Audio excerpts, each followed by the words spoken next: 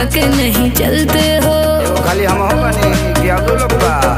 हाँ daily daily तुम girlfriend बदलते हो, दिल एक से लगा के नहीं चलते हो। सभी कहते हैं तू दगाबाज हो गया, दगाबाज हो गया। सुनो पहले ऐसा नहीं था जैसे आज हो गया, धोखा खा खा के मैं भी धोखेबाज हो गया। पहले ऐसा नहीं था जैसे आज हो गया, धोखा खा खा के मैं भी धोखेबाज हो गया।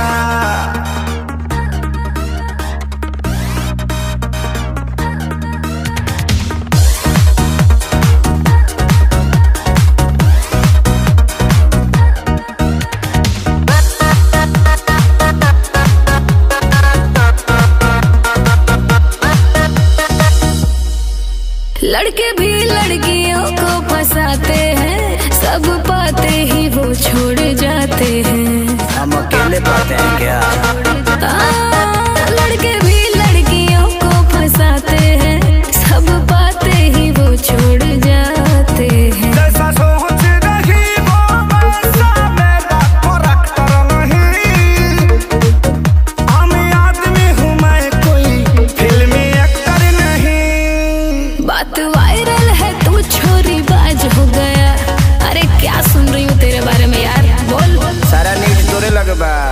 पहले ऐसा नहीं था जैसे आज हो गया, धोखा खा खा के मैं भी धोखेबाज हो गया। पहले ऐसा नहीं था जैसे आज हो गया, धोखा खा खा के मैं भी धोखेबाज हो गया।